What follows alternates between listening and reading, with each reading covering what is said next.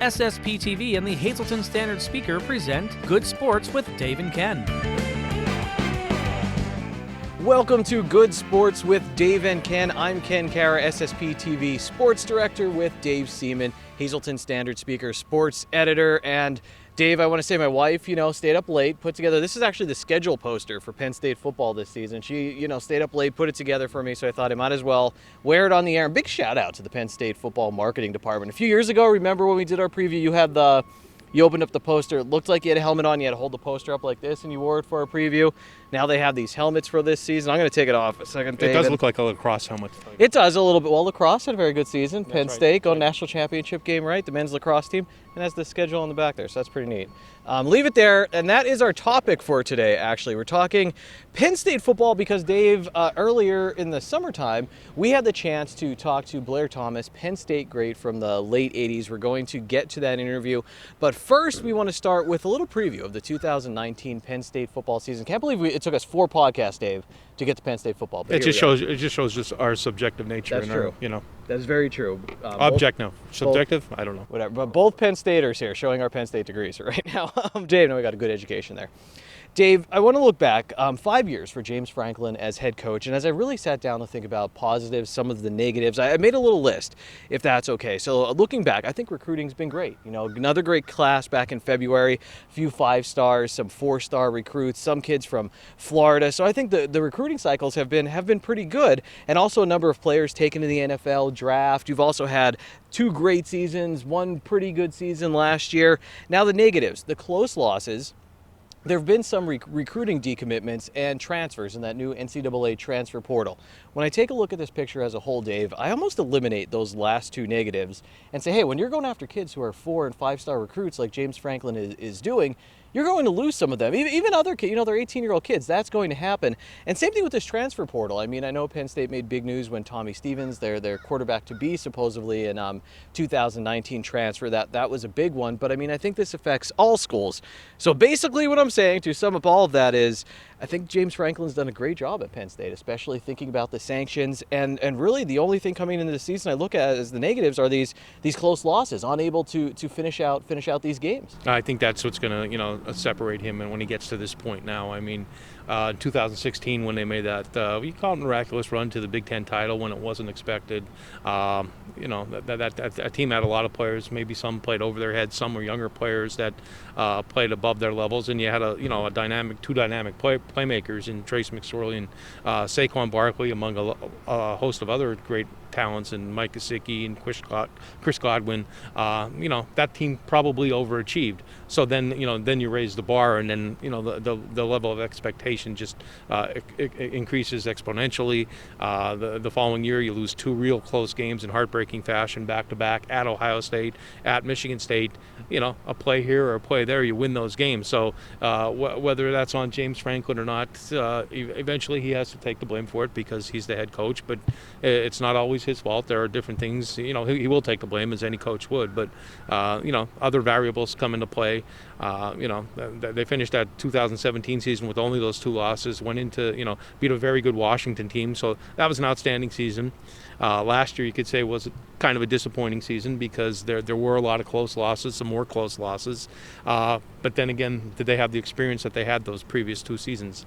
Not really. So there were some growing pains involved. And we say, well, other teams that play freshmen and sophomores too, the Clemsons, the Alabamas of the world, they're able to reload every year. Ohio State in that category as well, and they're able, but they have losses as well. You look at Ohio State lost to Iowa 2 years ago. Penn State beat Iowa the past 2 seasons. Last year, Ohio State was, drubbed on the road at Purdue, kept the Buckeyes out of the playoffs again. So teams do lose games. Alabama's lost games as well.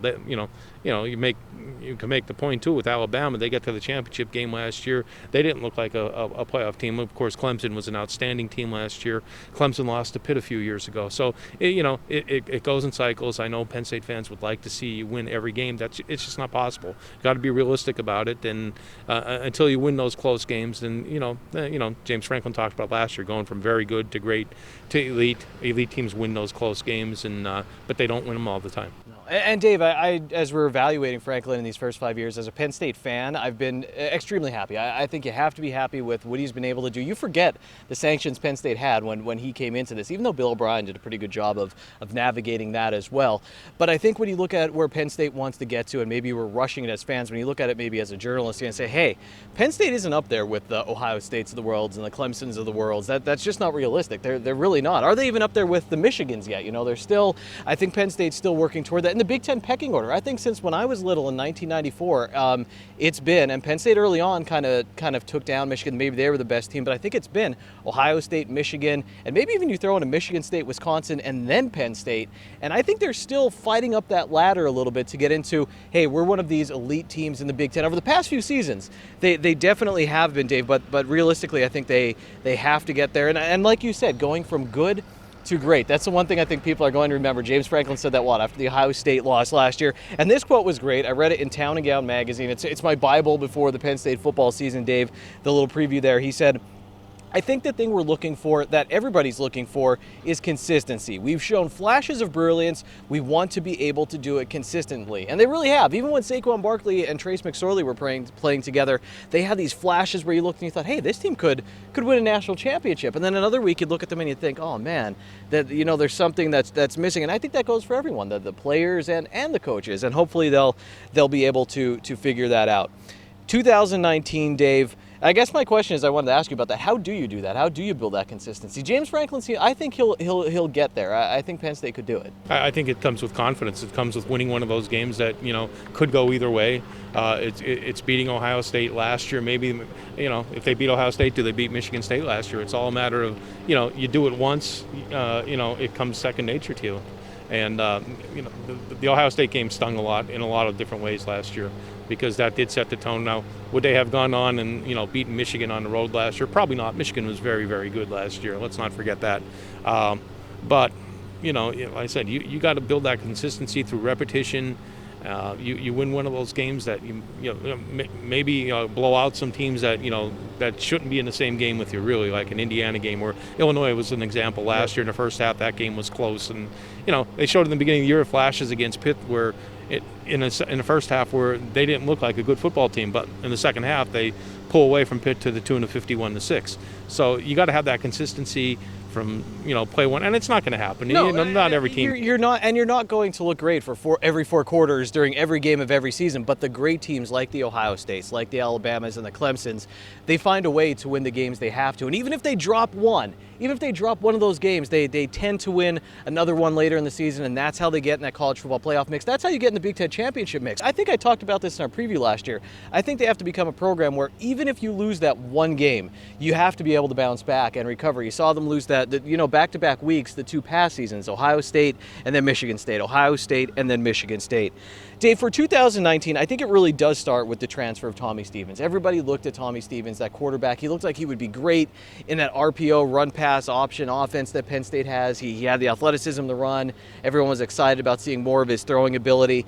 It seemed like Franklin mentioned, this is speculation. I mean, I don't know. I've read some things, but when Franklin said it was an open competition around the spring game, things kind of changed. And Tommy Stevens, respect to him, he did a lot for Penn State as a role player. So as a fan, I'm very happy, wish him nothing but the best. He decides, hey, it's my last chance maybe to play college football. I'm going to ends up at Mississippi State with former offensive coordinator Joe Moorhead. So we'll see what happens there. But I think we have to start there when we start talking about 2019, even though, I think people pay too much attention to the quarterback sometimes. Yeah, I think in Tommy Stevens' case, too, I mean, he had to do what was best for himself, coming off a couple of injuries, too, and, James Franklin, as we said, has been an outstanding recruiter, so he's recruiting talent to the position.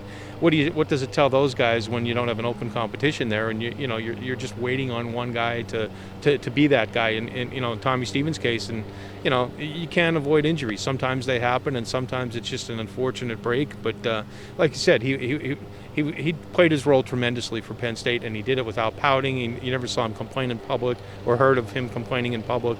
And all the guys spoke highly of him. All the interviews that you see with all the players spoke highly of him.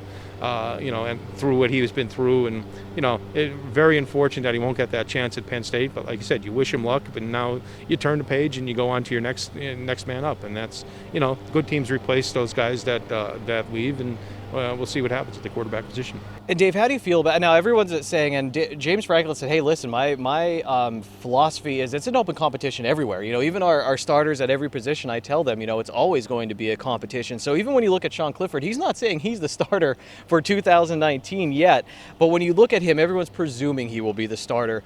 What gives you confidence in him and what gives you a little bit of worry? For me, last year there was kind of a running joke. I forget what website was doing it, but it was Sean Clifford for Heisman because he was, perfect. Didn't have an incompletion until the Citrus Bowls. He was coming into some games late for Trace McSorley. I mean, he has the longest touchdown pass in Penn State football history, and it was a beauty. His passes do look great. He seems, as I've read interviews with him, like he has a great head on his shoulders. I don't think Penn State's going to lose anything there. He might make some mistakes as he's adjusting, but I don't think it's going to be a huge disaster of, he looks so inexperienced in 2019. For me, a little bit on the end of Penn State likes that run-pass option. Will he be able to do that? James Franklin and the coaching staff says yes, that his numbers in the 40 and some other things are up there with Trace McSorley. As you look at Sean Clifford, how do you feel with him if he's your quarterback when they take on Idaho? When I go back to Trace McSorley, I think back to that Minnesota game in 2016 on the drive where they tied the game, needed to have that game to, build the momentum for the rest of the season.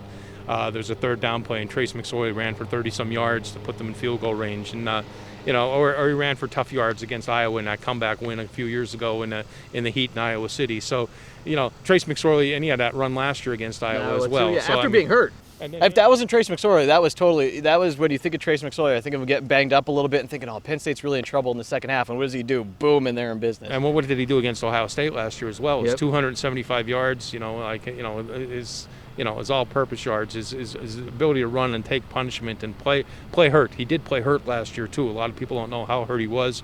Even we don't know how hurt he was, but he was hurt in the Citrus Bowl. He almost came back in that game, led the team on a comeback in that game as well. So that kind of, the X factor there, the hidden yards. Can Sean Clifford get those hidden yards? I don't think there's going to be a question that he's going to be able to throw the ball. If they can catch the ball is another matter, but he has the arm strength. He's shown that before. He comes from an outstanding high school program in Ohio, and he's been a winner coming into Penn State too, and he's played behind Trace. I'm sure he's learned a lot, not only from Trace but from Tommy Stevens as well. Sean Clifford knows it's his time. Yeah, they could say there's an open competition, but if he's the heir apparent at quarterback, I think Penn State's in good hands. Dave, as you take a look at some of the young quarterbacks who have had success at the big programs recently, you think about it and you think, hey, these kids who are coming in as, not that it's always guaranteed, but 5- and 4-star prospects, they've had some of that pressure. Maybe they're coming in a little bit more mature than in years past when, Joe Paterno wouldn't play a freshman quarterback, and it might be a little bit different. Behind him, we talked about the great job James Franklin has done recruiting. There are 2 4-star recruits that are coming into Penn State at quarterback, so great options at quarterback for Penn State. We'll see what happens with some of that experience for game time decisions at a high level. You talked about some drop passes. Penn State had someone else transfer this year, Jawan Johnson. He big guy, looked like a great receiver, had some trouble last year catching the football, and even with some of his stats. I mean, still had a decent season, I thought, but he transfers. KJ Hamler has me so excited. And if you read Town and Gown, there's a great article on him in there, Dave. And it goes right back to the Appalachian State game when he was returning kickoffs. And he said it was his first time really getting playing time and doing this. And he caught the ball in the end zone as the returner. And Penn State, I think, was losing at this point. And he thought, I should just take a knee. And everyone taught him to be conservative. And he took it out. And it ends up sparking Penn State. It was a 50-plus yard return. He was exciting all season long. I think he had that big catch in the Ohio State game for a touchdown. I think that has to have Penn State fans excited. You have Pat Fryermuth and Nick Bowers at tight end, who I think will catch the ball and also do some great blocking. So I think at least from that standpoint, I'm excited about the Penn State offense. Yeah, I think KJ Hamler's going to have a dynamic season. If he stays, healthy, that's always a big concern. Fryermuth established himself as a freshman as one of the top at his position in the conference. But then the other receivers too. I'm anxious to see Jahan Dotson, a kid from Nazareth and the Lehigh Valley, who showed some flashes last year where he was a reliable receiver. The kid I'm really interested in is Justin Shorter. He was highly regarded coming into Penn State. He had big. Highly regarded. He had some big credentials coming in, and he's a big receiver, a tall receiver like Jawan Johnson, maybe a little bit faster too. Something tells me Penn State just kind of kept him under wraps last year. There may have been an injury or not, but I think they were trying to do their best to keep him under wraps and save him for this season perhaps. I know they would deny that, but he just looks like a top flight receiver. Again, staying healthy would be a huge concern. But you like the potential, but then again, you got to show that on the field, and that's it's easy to do that in practice in the blue white game.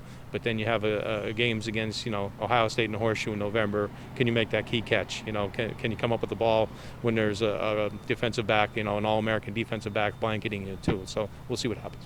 Yeah, I think we're going to keep saying that. I mean, as we talk about this offense, these players seem like they have so much potential, but maybe just not proven. And it's so hard to measure that without seeing the game experience. And we don't get out to like a bunch of the practices like some of the beat reporters get to. But let's go the offensive line, Dave. For years, I think the mantra of Dave Seaman has been, hey, this offensive line, I think this could be the year for Penn State where they really. How do you think they did last year with the offensive line? I think they did decent. I think the stat was that they were able to produce more yards per rush last season with Miles Sanders than with Saquon Barkley, but I think they also gave up more sacks. I see. I could hedge a little bit there because I think that at times they were really good. If you give a 1,300-yard rusher like Miles Sanders last year, he had a great season. Trace McSorley again running the ball, so they had to be opening some holes there. Again, a concern of mine is what about those tough yards? The 4th and 5 against Ohio State, where was the run block on that play? Against Michigan State, when they needed to make a couple yards to milk the clock a little bit, they couldn't do it at that time. That's my sign of an offensive line. If you could punish a team like Kentucky did to them last year. Do you think it was a depth issue? Do you think it was the depth on the offensive line that Penn State's running in and out last season? They got a little tired maybe in that Ohio State game, or no? It's a combination of things. I think you have a combination of play calls. I think you have a combination of, there could be some fatigue. Again, that's another thing that they would deny probably vehemently. But you come into the end part of a game, you got to want it more. Kentucky did that last year in the Citrus Bowl. Penn State knew that Blake Snell, their running back, was going to get the carry, and then they couldn't do anything to stop him. And you got to have that want at the end of a football game that your offensive line's got to say, jump on my shoulders. We're going to win this game. We're going to open the holes to get the necessary first downs to run out the clock. And good teams and the excellent teams are able to do that. I'm not saying Penn State players haven't been excellent, Dave. They really have been. But I think again when we talk about making that step as a program, I always go back and I still get nightmares about it. The Rose Bowl after that great 2016 season. Who was it? Juju Schuster-Smith, was that his name for USC? Yeah. They just, at the end, he made so many big catches and big-time programs and players do this. And the quarterback, Sam Darnold, then too, they were able to close out that game. I think of Ohio State last year. They just, twice in Beaver Stadium, I remember the play. It was a phenomenal catch, and the Ohio State receiver was just off to the races, and boom, it's no longer a two-score game for Penn State. These big-time players and these big-time programs just tend to do that. So this season we have Ryan Bates, Connor McGovern, Steven Gonzalez, Michael Manet. I mean, there's talent there. There's some experience coming back. Steven Gonzalez, I think has a ton of size. He could be really good. So another big opportunity for Penn State's offensive line where you look at it and you say, this could work out. Yeah, I mean, you have the potential there. Again, they didn't recruit these guys because they were, not very good football players. They're outstanding football players. But how do you develop? How do you, how are you able to block the guy on, 3rd and 5 when you need a first down? That's the key. They'll pass protect. Menet at center is going to be, he's getting, high pub for, the beginning of the season. Gonzalez seems like he's been there forever too. Will Fry's a tackle has been there. I mean, you lose two guys like McGovern and Bates too. They were two fixtures. I'm sorry, they went to the NFL, correct? I read that wrong. So Steven Gonzalez and Michael Manet, they come back, and it's Bates and McGovern they lost. Yeah, I mean, they lost two guys in the NFL. So if the NFL's picking them, you're developing your talent that well. And it's all about chemistry too, staying healthy, and the best offensive lines are able to stay a cohesive unit throughout the season, and they're able to work from day one together, and then you've developed another line behind them too as well. So, your talent level doesn't drop off, and they're getting to that point. Are they there yet? Again, that remains to be seen. When you lose the talent like McGovern and Bates, you got some people that you got to replace. Something that's been very impressive, and again, you could say whatever Franklin last year with the 4th and 5 decision, and maybe some coaching mistakes that have happened. I think you think about special teams decisions, some fake punts, but hey, the way they've developed. Look at you had Saquon Barkley and then Miles Sanders, and I mean not even from talent level, but like no draw. Now I know Saquon was super unique; he's returning kickoffs and that, but really in the running game,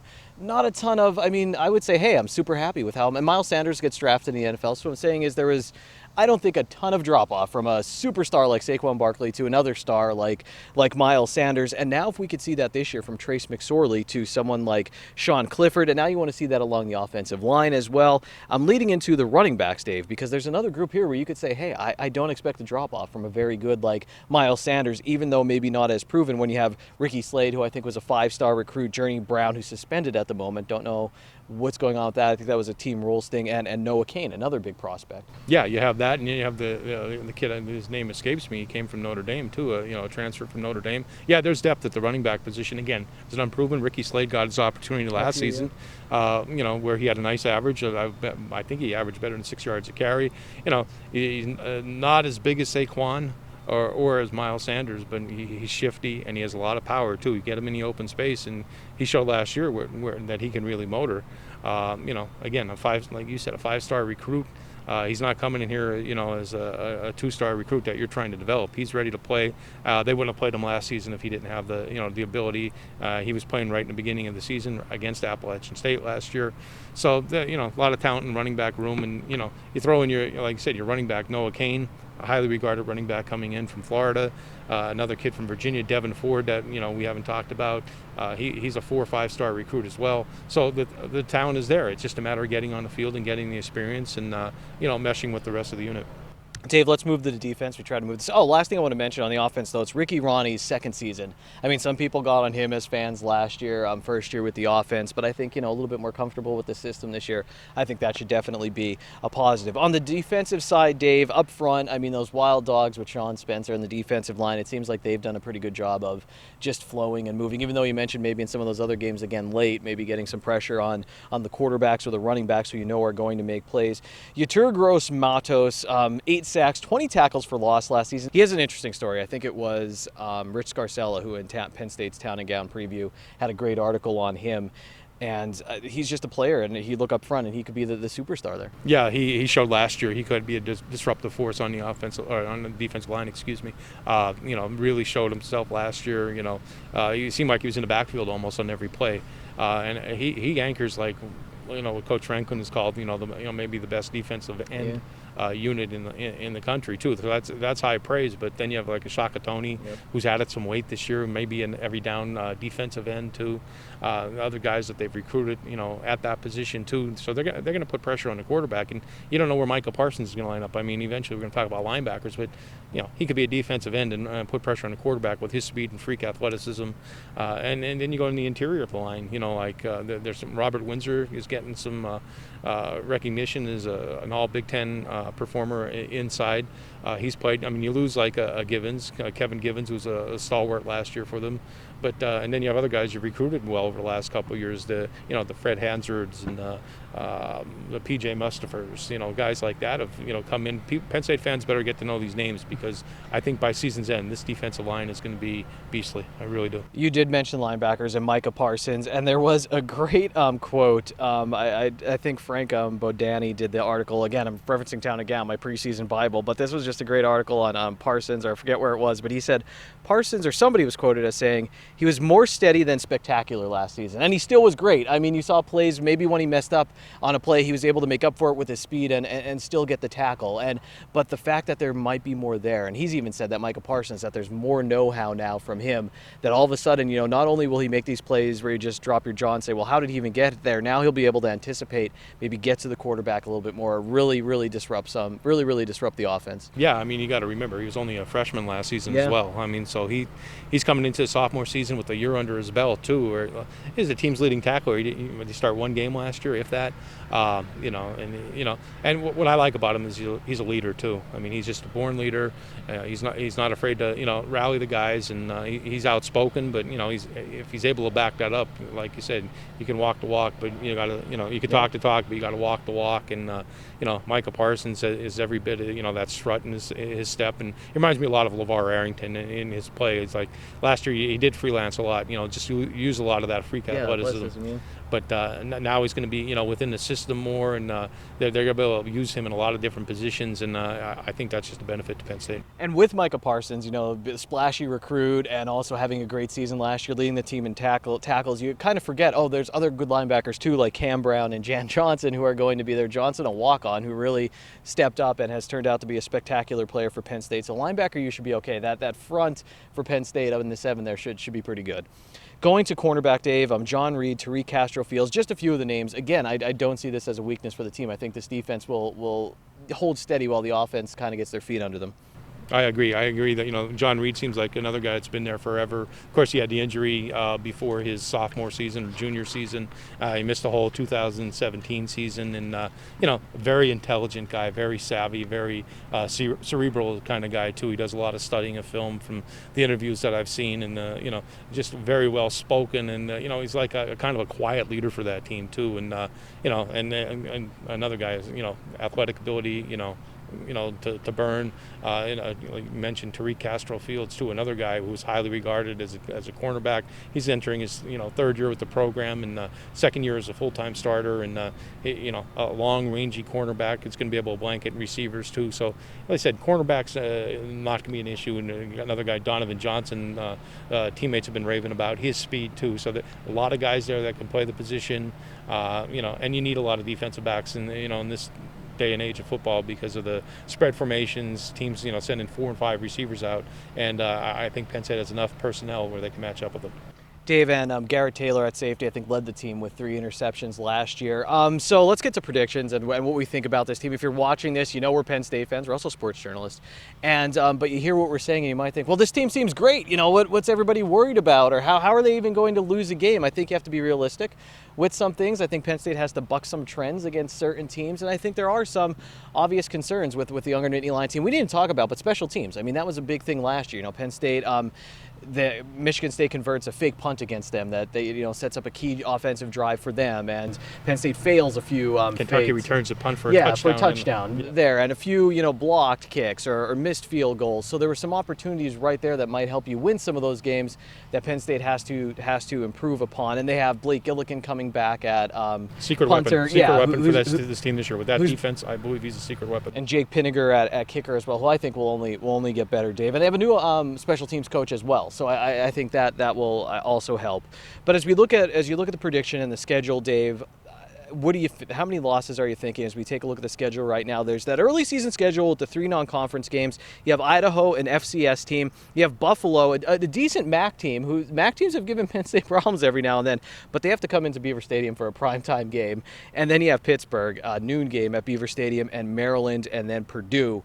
There's a bye week from the non-conference schedule to there. Does Penn State get through those first few weeks unbeaten, or do you think they have a little slip-up with the inexperience? Got to watch Buffalo. Like you said, they're a team, but Buffalo did lose a few players via the transfer portal. Coming into Beaver Stadium, second week of the season, a lot of those players are going to be playing in a big-time environment for the first time. But then again, they're more experienced players. I believe they won 10 games last season too, so they're not going to be awed by coming to Beaver Stadium. What affects the MAC teams more often than not is the lack of depth. I mean, you saw that with Appalachian State last year. God bless them, they played very well and maybe should have won the game last year with their comeback too. But in the end, those teams don't have the depth to match up with the Penn State. Penn State can't take anybody for granted. They're just too young. You got to have the leadership and the experience and the savvy when the game gets close that you got to make a play. Again, converting on key situations, the third downs both offensively and defensively. You want to move the chains when you're on offense, and you got to come up with that stop when you're playing on defense. The game, you got to worry about Pitt because Pitt is a rivalry. Pat Narduzzi wants that win against Penn State so bad, Dave, and I think this Pitt team as well. When they beat them before, they got rings made. This is a big deal, I think, for Penn State, but also for Pittsburgh, and that one has me, I think, almost worried the most. I think Pitt's going to be amped up to come into Beaver Stadium. Now the question is, do they have the talent? But Penn State still might be working on getting that experience for their younger players. A lot of revenge on their mind too. 51-6 doesn't sit well with anybody. If you're any kind of athlete, that's been driving Pitt all season. I'm sure it's they don't have to post that score. They know what that score was. That doesn't guarantee that they're going to come into Beaver Stadium and beat the Nittany Lions, but that they're going to be amped up for that game. And Pat Narduzzi, I like him. I really do. I love his enthusiasm and, where he has the Pitt program too. I know he wants to take it to a level where they used to be.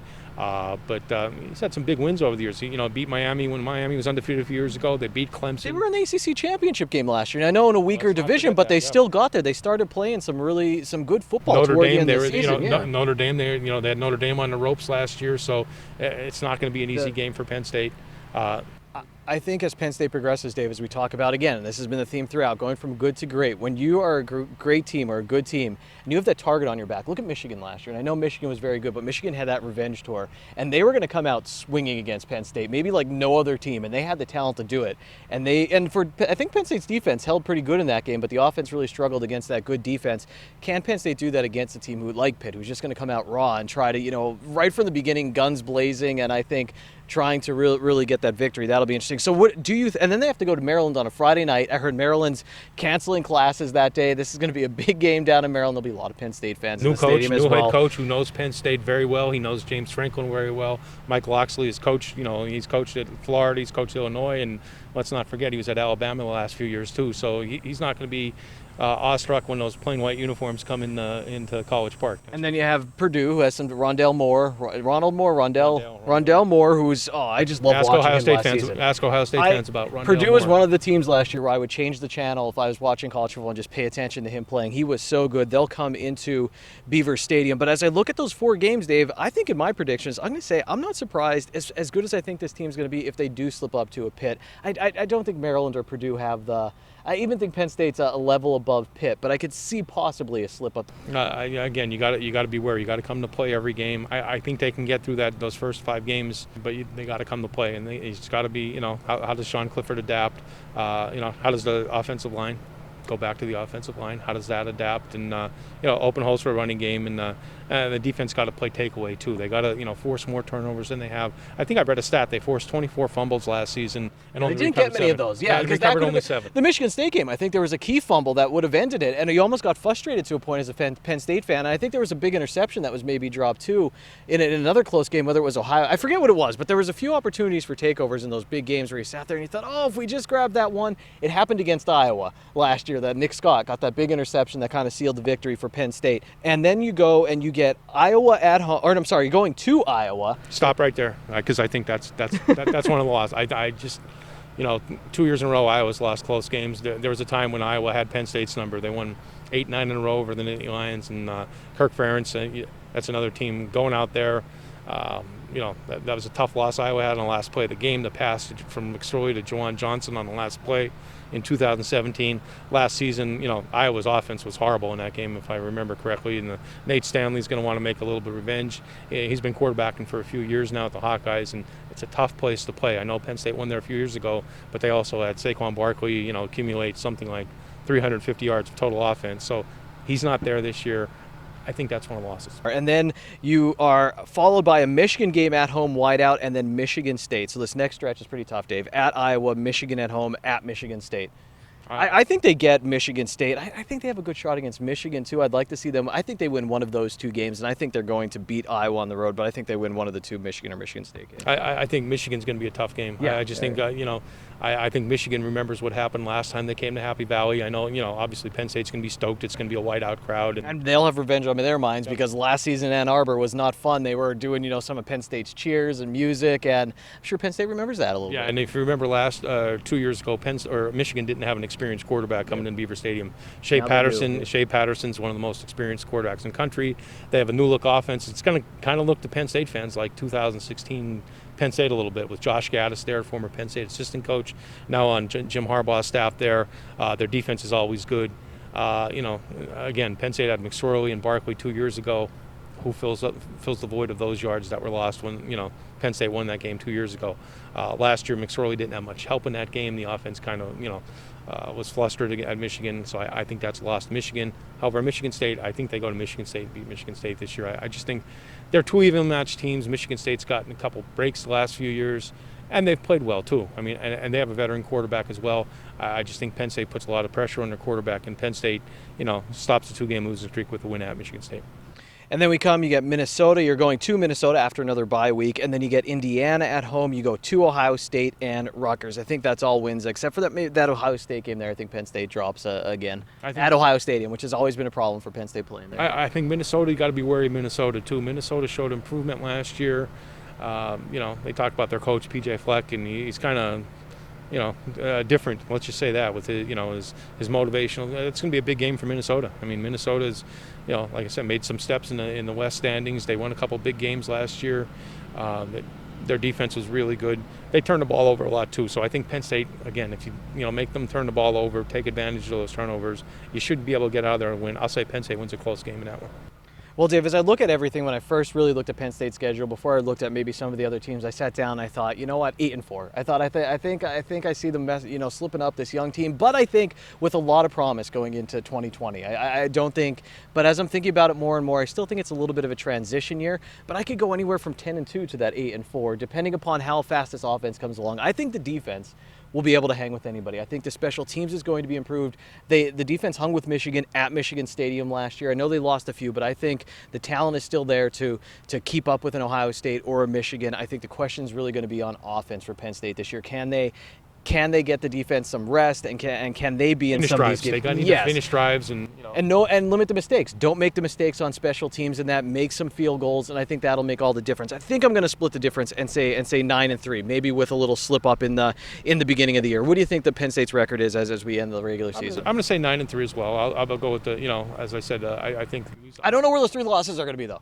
Well, you're not getting specific. Let's see. I'll say the Iowa, Michigan, and Ohio State. Although, I don't know. Something tells me the Lions really want Ohio State this year. And let's not forget, they're only 1-point losses the last 2 years. So, as we've been saying throughout the program here, that's 1 or 2 plays. You make one of those plays, 2 of those plays go your way, it's a different outcome. So maybe they do this year. Yeah, and I think it's so hard to say specifics because, again, this team is so young, and without really, seeing some of these players in a game time, I mean, you might be looking after 3 weeks and go, whew, Penn State's in some trouble. They really have to adjust. Or you might be looking after, those first 5 games we mentioned and go, thinking about a Big Ten title this season, or maybe like we said, a transition year. I just think you have to see over those first few games. But there's the part of me that looks at the entire schedule, and while I don't know who it is, I think, okay, I could see a slip up maybe here. So I'm going to say 9-3. I'm going to agree with that. That was my prediction last year too, and I think good things for 2020. I think 2020 is a year to really look forward to as this team takes a crack at a Big Ten championship, possibly the playoffs. Anything else on the 2019 season?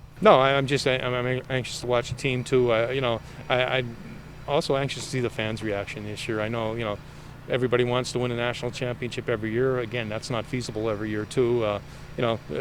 Coach Franklin's going to have his detractors as he does every year. They want to win every game, which, understandable. You're a fan.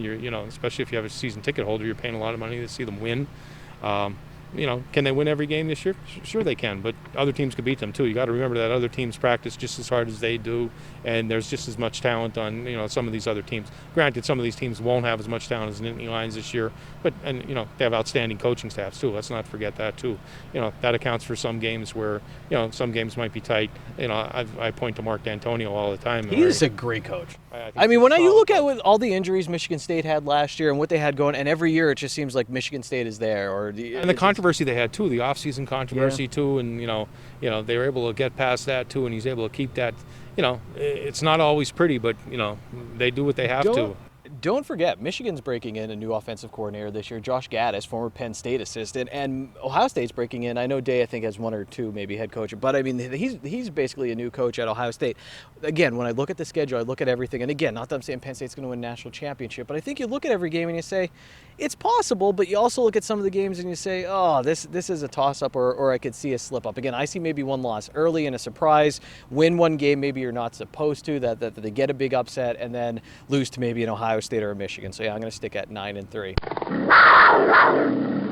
Hey everyone, it's Ken Carey here. It's a few days after we recorded the podcast out of Penn State Hazleton, and I'm feeling pretty bad that I didn't say who I think Penn State is going to lose to in 2019, especially after Dave so bravely listed his losses. So I'm going to go with a loss to Pittsburgh, a loss to Michigan, and a loss to Ohio State. Whew, I feel better. Now let's get back to Penn State Hazleton and our interview with Blair Thomas. Well, one guy, Dave, who experienced, Penn State, he was there for a national championship. He was also there for one of the toughest years during Joe Paterno's 10-year losing season, I believe, when he was injured, was running back Blair Thomas. And we didn't even mention, we're here at Penn State Hazleton. Don't know if you noticed. Beautiful. Got the Nittany Lion Shrine replica behind us. And it was actually the Greater Hazleton chapter of the Penn State Alumni Association who welcomed us to their banquet, and we got to speak with Blair Thomas. Here's that interview. Standard Speaker Sports Editor Dave Seaman, Ken Carey here. We got name tags when we came in tonight, Dave, because in case people come up to us, they don't know. Everyone knows the man in between us. I'm one of the greatest running backs in Penn State football history, Blair Thomas. I was born in 1984. You're the first Penn State player I remember following that I was a fan of. When I heard you were coming here tonight, I got nervous. I was kind of excited. Do you still get this reaction? From Nittany Nation and from fans? On occasion, people come up once or twice saying, how they get a little nervous, and I'm like, hey, I put on my pants the same way you do. Is it different once you graduate and you're away from Penn State a little bit? And you obviously, when people are there and you hear the cheers in Beaver Stadium, it's one thing, but years later when you come to events like this, do you still hear the cheers? Do you look at it a little differently? Is it a little different? Yes, you look at it differently, but I never left. That's how I look at it, because in the last probably 15 years, I probably only missed 5 home football games, so I'm up there quite a bit, trying to support those guys up there, making sure they have the same experience that I had when I was in college. What was that experience like for you? You've been a lot of highs, the lows with the knee injury, and you're right before, at the end of your junior year, that would have been? No, those were all highs. Everything was highs, because those was just the stepping stones that I had to go over to get to where I wanted to go. So I look at it as those was positive things in my life. I just had to overcome those obstacles. No matter what you do in life, you're going to be tested with some adversity, and blowing out my knee was one of those scenarios. And it turned out that I never wore a knee brace ever in a game situation after having an injury repaired. So it was a blessing for me. Right. Hey, you talk about your career too, starting as a freshman. 1985, you go to the Orange Bowl, an undefeated season as a freshman. You thought, wow, this is easy. Then your sophomore year, you follow that up with a national championship. Yes. It looks like it's going to be always. What's your biggest reflection of the national championship year? Well, you have to say the interception. When Giftopoulos intercepted that ball to put a cap on what we put our minds to a year prior after losing to Oklahoma in the Orange Bowl, and those guys, those seniors, those upperclassmen coming back, making a commitment, those were the things that really, made that interception at the end so much better, because I know a lot of guys sacrificed to come back for their 5th year to make sure that we won a national championship. My dad was a big Penn State fan, lived through the 80s, and passed away when I was very young. And I always was looking for kind of a father figure. And Joe Paterno kind of slid in there as I looked a little bit. And when I looked up an article I found from you, Joe said of you, Blair's return meant more to us than just his physical ability. We have not had a player in my 40 years who works any harder, practices any harder, is more committed, more loyal, and better liked than Blair Thomas. And I read that statement from Joe Paterno, and I was floored. Do you want me to frame this for you? When a man like that, how much does it mean when a man like that thinks of you so much as a man, as a human being? Well, that just Does it put pressure on you? No, I had the same situation, because my junior year, my father passed away as well. So if I had any issues or problems, I looked to Joe the same way you was kind of looking at him as a role model. I just didn't want to let the Penn State family down by not going out there and doing everything I had to do in practice so that the games were easy, like Joe kind of explained it to us. And it was. The games were easy. For as good of a player as you were, does it mean a lot to you that, even in my research, a lot I heard was what a good person you are, and how, even from your high school coach, and what a good man you are. Do you think that's a lesson for the players now to kind of, and Penn State football players, it seems like that. There's a certain personality. They want good people. Yes. That's one of the reasons why I thought it was a natural transition for me going from high school to college, because my high school coach was so similar to Joe Paterno. It's crazy how similar they were. So it was a natural fit. And, to have those guys say those great things is just what I want to do on the field, to make sure that I did well performing, not just in practice. The game has changed obviously a lot since you played too. When you played there, you were a tailback and a fullback in front of you. You don't even see a fullback at Penn State anymore too. Do you embrace the new changes in the game now, or is it something that you just have to roll with the punches? And how's that work? Well, everything. If you do something long enough, there's going to have to be some type of change, and this offense is what a lot of colleges across the country is doing. So in order to compete and keep people off balance, this is the type of offense that you can do that with. I think the game is going to come back around to where you have your fullback, tailback type, but I don't know if it'll be in our lifetime. But I think, when you're playing against a team like Penn State, you got to get smaller linebackers that can run, cover slot receivers. So when you put a fullback in the game that's 240, 250, that linebacker is not going to be able to hold up with them. So once someone make that change, Belichick is doing a little bit up in the Patriots, but when that change totally comes, you're going to see the fullback, surface again. Last thing I really want to ask you, I really am a big fan of James Franklin. I like him as a person. He just seems very positive, kind of like he gets it. As a letterman, he seems to embrace the former players. Have you felt that? I mean, you go back for every home game, you say. Yeah, yes. I feel that. I shared some moments with him on several occasions. I think he does an outstanding job recruiting. We just got to somehow hold on to these players a little bit longer, because a lot of guys are coming out as juniors where we're lacking that senior leadership. And I think that's where, some kids can get in some problems without having that senior leadership on the team. I have one more question for you, too. If you were starting a football team and you had to pick one Penn State running back, who do you start with?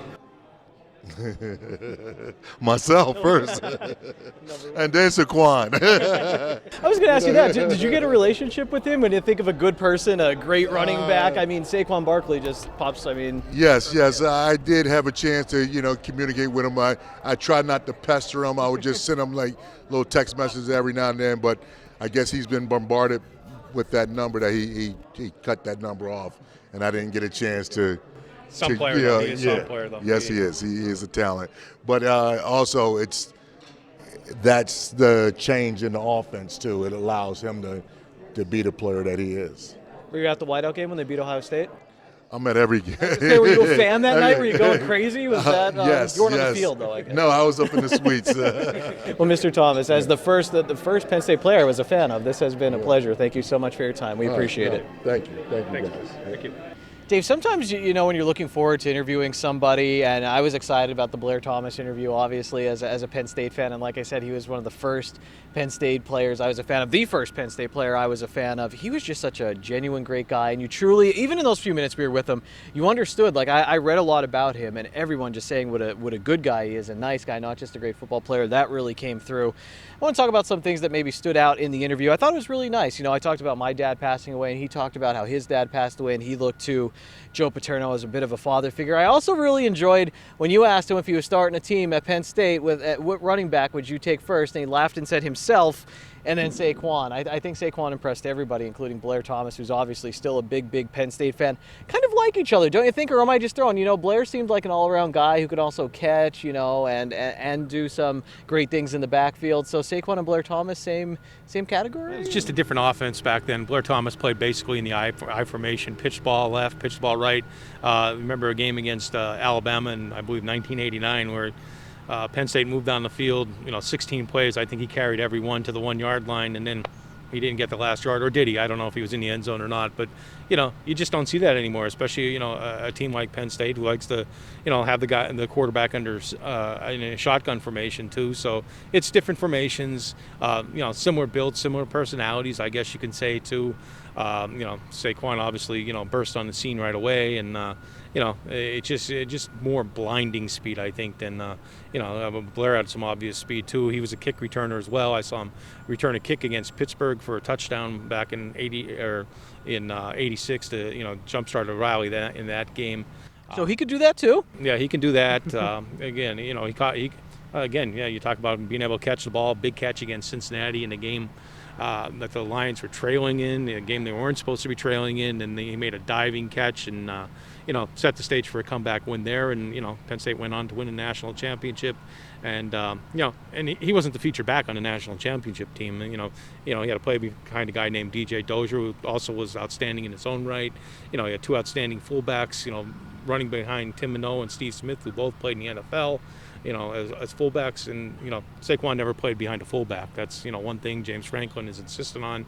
It's just the nature of the game these days. So in that way, their offense are differently, but talent-wise, and hopefully, for Saquon's case too, he has a little bit more luck than Blair Thomas had. Blair Thomas had that horrific knee injury right before the bowl game in his junior year, had to miss a whole season. Came back really strong too, but you wonder if that really impacted him as he got to the pro level. He had some decent pro success, but not really what you would, somebody who was drafted third, I believe, was by the Jets and back in 1992, and you would think he had, would have had an outstanding pro career. Again, he got to play in the NFL, and not the numbers that people might have expected, and you just hope that the injury didn't impact him as a pro. But what a competitor, and you see this a lot. There was actually, I keep mentioning this, go buy it because you're going to want it. So much smarter than me. The Penn State Town and Gown 2019 preview, and I think it was Jan Johnson, talking about he's a walk-on linebacker for Penn State. No, it was a walk-on, now on scholarship, starter too at middle linebacker. But just the way, if you read some of his quotes on adversity, and this guy who's in his 20s, and the way he looks at life after some setbacks, really, really astounded me. And I think Blair Thomas had that outlook. You asked him about that, and he smiled. He was like, oh no, this was a positive part in my life. Dave, the one thing that I did want to talk about with Blair Thomas was, since I was growing up and watching Penn State, it was kind of natural. After your junior season, if you had the talent and you could do it, you went to the NFL. It's just the way it was. And now, he mentioned to you that he thinks, maybe too many players are doing that for Penn State. And I thought it was interesting. In another question you asked him, he talked about how after Penn State lost the Orange Bowl in it was after the 85 season, a lot of the seniors come back for that 86 year, and then they win a national championship. Now, that might have been a different situation because they thought they're so close, we're going to stay, let's keep the band together. But I think Penn State could benefit from some. Again, you can't fault certain players for going, but there's so much now to the game with the transfer portal and with people getting maybe more information from the NFL, and that'll probably never change. No, it all comes down to money too. A lot of these players you can't blame that, yeah. No, you can't. The backgrounds that a lot of these players come from, and they want to provide for their family, and that's their ticket, to achieving that. And you said you can't fault them for that. If that's their aim, going to college, then maybe there should be like a farm system for the NFL or something like that. Because right now it's the college is the only thing they have. You play a couple years in college and then you're off to the NFL. Now, are a lot of these guys ready? No, but you notice that too by a lot of the juniors that went too. Not many of them were drafted either. So it does take 4 years, and it's a lot between being a sophomore out of college and a senior, a fifth-year senior, the body level, and just look at some of the players that come in. You can't judge a Micah Parsons or somebody, but just a freshman that comes into a program like Penn State, and look at the difference between when he arrives on campus and when he leaves 4 or 5 years later, if he's staying his full time. It's a world of difference. And you look at Wisconsin through the years too. You use them as an example. Their offensive line, they've been a dominant offensive line for so long, but those guys have been in their weight training program for 5 consecutive seasons. You go from a 260 pounder when you get there, and then you're 330, 340 pounds by the time you leave. Compare that to a freshman linebacker who might be 225, who hasn't lifted a weight in college yet. Who are you going to give the advantage to? I'd give an advantage not only a big offensive lineman, a big athletic offensive lineman who can get out in front of the play and level any defender in his path. And Dave, I wanted to find that quote from Jan Johnson. It was actually, again, Frank Bodani. I think that's from York Daily Record wrote this article on Jan Johnson. Jan Johnson, again, just the perspective to have this, said, if things aren't going the way you want them to, you're probably not doing it right. Look to yourself to see what you should change to get better. And to have that, to not say, oh, it was this fault or someone else's fault. And so often, you do that. You say, oh, he's late to work today because of this or that. But he just has the thing to say, oh, it was something I did. How can I change?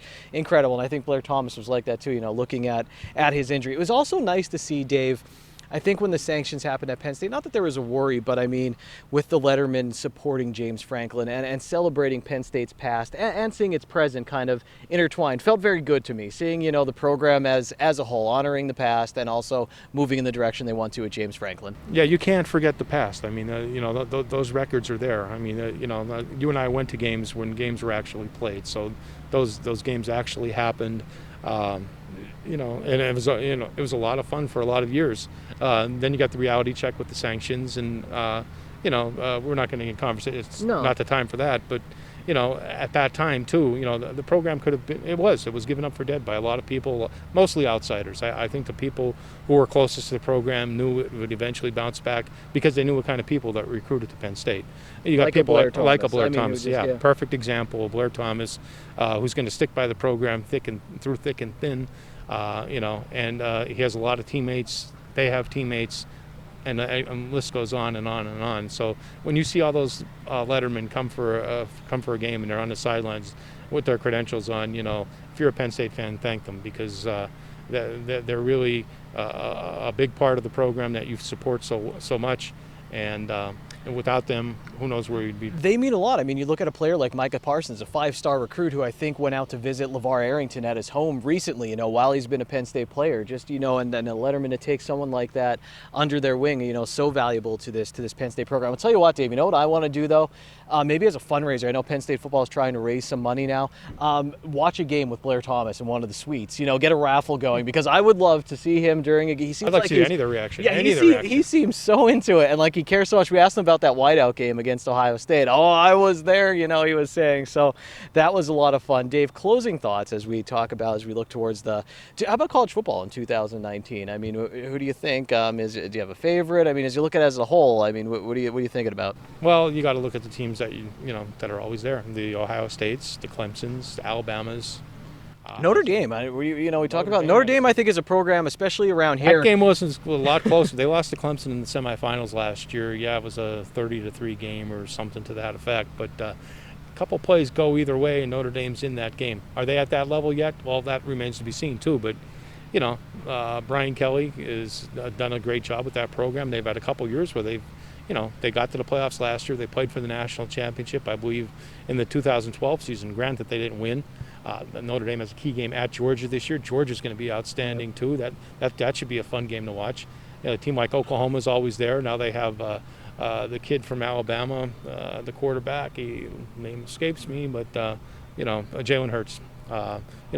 He's a winner. He's been there before, and Oklahoma seems to always get these guys. But again, your win, you're going to attract people to come to your program, and Oklahoma's right there too. I have immense respect for what Notre Dame's been able to do, and I say especially in our area. We usually do our preseason preview, and it's Penn State and Notre Dame. A lot of Notre Dame fans around here, and I think Penn State needs to get to that level of where Notre Dame's at now, where they play a tough schedule. They've been in the national. You know, I think they've been above Penn State recently, year in and year out, to say, hey, you know, we want to get to that level where we're considered moving in Notre Dame's direction. I think Penn State still has a few more rungs. I think is so. What I'm trying to say. You know, we talk about the Alabamas and the Ohio States. I think there's another tier where Notre Dame is, and I think Penn State's kind of just below that right now. I'd say it might be in that Washington tier. You know what I mean? Yeah, I agree. Washington, Stanford's been there for a few years. Texas is trying to climb there. They had some down years, but they're trying to come back too. Michigan really hasn't done much on the national scene. They've, faded. They can't win that Big Ten championship. They can't win. That's what they just can't. They can't beat Ohio State. Yeah. They lost that game to Iowa, which was a boon to Penn State fans a few years ago. But I think Harbaugh's due, and he's an outstanding coach. I mean, there's a method to his ways. People think he's wacky and he's quirky, but you listen to him. He knows what he's talking about. He knows what he's doing. He's assembled a really good team down there. And the last few years, they've been 1 or 2 games away from playing in the Big Ten. Getting in a Big Ten championship game and then possibly making the playoffs. So they're right there. Again, I would pick Clemson to defend its title this year, but when you have that target on your back, no matter how much I love Dabo Swinney, I think he's a great coach. But, targets on their back this year. Nick Saban's not happy that they lost the championship game last year too. So, you pick one of those teams and then you look in the SEC, some team that could knock off Alabama and LSU, Texas A&M. But keep an eye on the Georgia Bulldogs this year. That's my team this year. All right, well, Dave, I had a lot of fun out here at Penn State Hazleton. Thank you to Penn State Hazleton for having us with the Good Sports podcast. Good Sports with Dave and Ken. You could go to standardspeaker.com. There's an archive there of some past podcasts that we've done. Also go to ssptv.com for that as well. And watch Dave.